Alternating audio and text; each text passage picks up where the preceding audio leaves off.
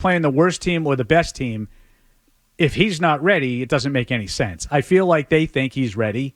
And, if it was last week and everybody would have said, well, that's a perfect spot, right? And then they gave up pressure on, 44% of their dropbacks. And, the center set a record for pressures in the sort of the analytic era. So who's to say what pass rush is going to get there and cause a lot of problems for a rookie quarterback? Do you think if Jalen Polk had gotten the second foot down that we'd be seeing Drake Maye this week? Yeah, I heard you guys talking about this yesterday, and I don't know for sure. I think they'd still be making the move. I really do. And I respect the other side. I heard Zoe. I strongly disagree. No, I know. I get it. I'm not. This isn't one that you know me. I can argue anything. This isn't one I'm going to argue with you about. It's sort of a hypothetical that it's impossible to answer. I think that they were ready to make the move. I think Jerod sounded last week like he was sort of setting it up. Even if we win this week and it's another unproductive offensive day, that's where I go back to that Cincinnati wasn't sustainable comment. I think he was setting the stage for exactly what you're talking about. Mm-hmm. Hey, even if we win next week, if we don't play good offense, I'm ready to make a move. I think that's why he said that whole thing about the Bengals game not being sustainable. Interesting. I just think, if he had come in bounds, that's Jacoby Brissett would have led him on a 70-yard, last-minute touchdown drive to win a game. Like that's generally that was a good drive. Like that was a real. When they got the holding call, I think on 20, low, right? That was one of the two. There was two different plays in that game. That was one of them. That crosser to Mario Douglas. They haven't had a lot of plays that look like NFL plays, and that one was one of them. The throw, I think, early in the drive where he was getting buried and Polk made the diving catch. That was a pretty good throw in a better catch by Polk. That was a pretty good drive. You're right about that. Like he would have led them on a game-winning drive. That wasn't the other team falling all over itself. The Patriots made some plays on that drive and would have overcome some mistakes as well had they been able to get the second foot in. Do you think everybody was on board? Or because you've said in the past, and others have said that, Mayo has different ideas than maybe Alex Van Pelt, that there were differences of opinion there in terms of the decision-making on the guy. So, yeah. I think so. I have to take Jerod at his word. Today he mentioned pretty much everybody as being on board. I do feel like Mayo himself was more ready to make the move earlier than the rest of the crew. Is that fair? Yeah, definitely. So what I was going to ask you, Paul, is you mentioned putting May in there. Well, you need to find out what you get in terms of, you're talking about other players, I'm assuming. Yeah, like Jalen Polk as an example. I think that he's had some opportunities that they've missed. He had a really nice route early in the game.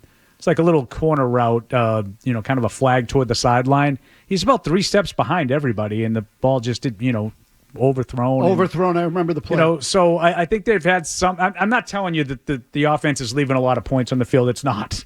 Like there's 5 3-and-outs speak for themselves, I think, in that game. But I do think they've had some opportunities to make plays that the quarterback hasn't made. And other times, it's been because of pass protection too. So those things aren't going to. I'm not naive. Those things aren't magically going to get fixed just because you change the quarterback. Well, so I was going to say the opposite. Like I sort of feel, are you going to be able to accurately evaluate anything with the way they are, including May? So it's part of the reason I don't want them out there. Like, isn't the environment not necessarily conducive to making good evaluations because it's all breaking down? Yeah, but I think you get a chance to see how he handles that when it's breaking down. I think there's some value in that. I've talked to you guys about it. I know, in the past weeks.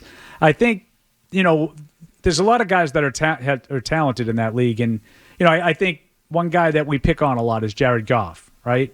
I think he's really, really talented. But you put any pressure in his face and he's not the same guy. And that's one of those things that you sort of learned about Jerod Goff over the years is, you can sort of make him look very ordinary if you can get around him.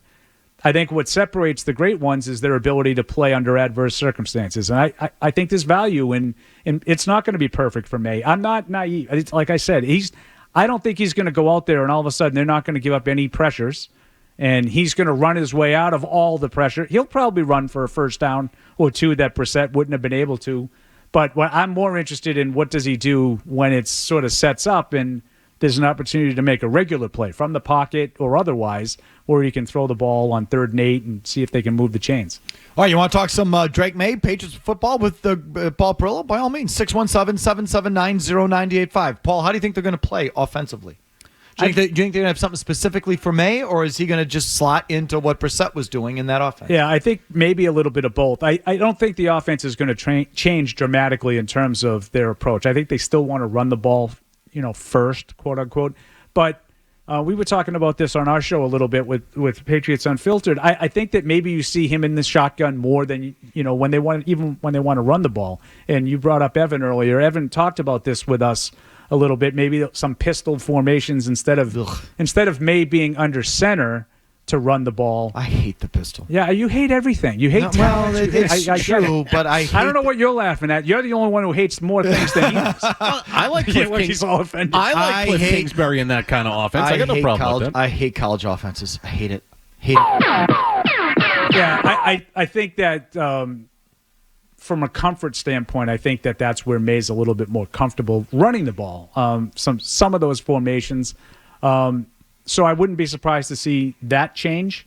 But, I mean, do I think they're going to come out and go bombs away and throw the ball 45 times because they're shot? No, I don't. I think it's going to be a similar kind of conservative approach. Okay, and I agree their offense is conservative. They're still throwing it too much. I mean, in this last game, you looked at how they came out in that game and what their plan was to throw the ball against one of the worst run defenses in the league. Is it possible that Maye being out there gets him back on the ground a little bit more because they're trying to protect him? Yeah, I would push back a little bit on that. They got out of whack on the last 2 drives. They threw the ball on 14 of the final 17 plays. And they threw it on 7 of the first 10. But if you take away that's goes 50-50 the rest of the game, which is almost unheard of in the NFL nowadays. But they came out, Paul, after they got the lead 7-3. They came out, throw, shotgun, throw. The whole next series was in the air.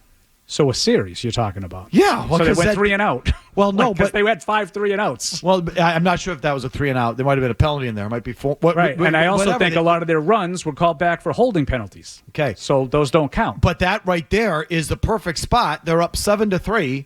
They're in command. They're in control, and they come out throwing. So what do you think they wanted to do? I think there were individual plays like.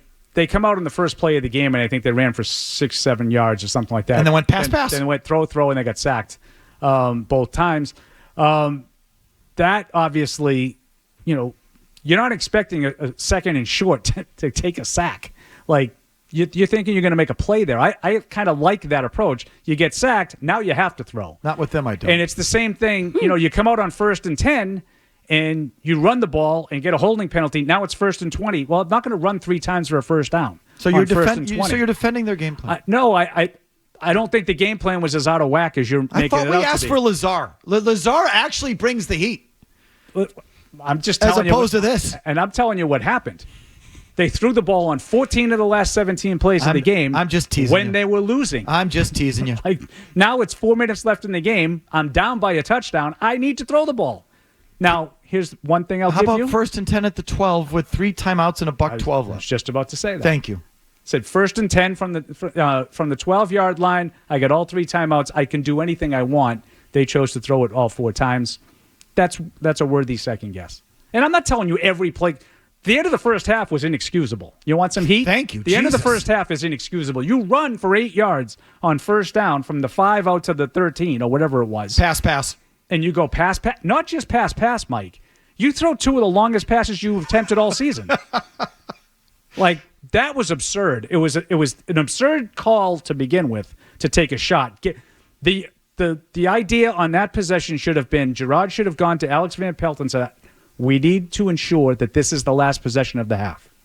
So you do what you need to do to make sure they take their timeouts, and you get so many yards on 1st down that Mike McDaniel wisely said, well, I'm not going to waste my timeout and give them extra time. He let the clock run down, and you still couldn't get the 1st down. 2 runs there are going to get 2 yards. Okay. So that, to me, I think is absolutely worthy of a second guess. Like you said, most everyone says this season's about Drake Maye.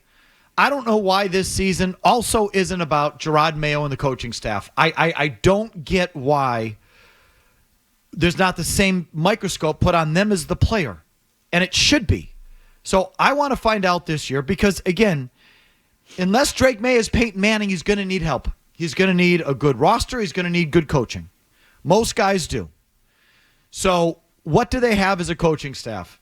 And for me, anyway, I'm just going to keep doing it. This season is about Jerod, Mayo, Alex Van Pelt, and the coaching staff. And so far, I don't know how anyone could really like what they've seen. Don't you feel like that was sort of the aftermath of this game? There was a lot of spotlight on Mayo and the stat, the penalties, the clock management that we just talked about. And here comes the rookie quarterback. It's like, okay, why are we doing this now? Like that's sort of I see what you're doing. Part of my problem with it. Like, they make this move to take the heat off? Misdirection. Yeah, or not misdirection, but like okay, like they're on us. Like everyone's ragging on us. Okay, let's play the kid. You know what I mean? Like something like that. I know what you mean. I do think that this is where Jerod wanted to be, though. I think he felt like he was trending in this direction, and I think they felt like they owed it to Brissett to give him the start of the season, and it's just not productive enough. Okay, let's talk football, Paul Perillo, shall we? You're smirking again, Mazz. You smirk, and I don't know what exactly is going on over there. No, because what Paul said, I'm not buying it.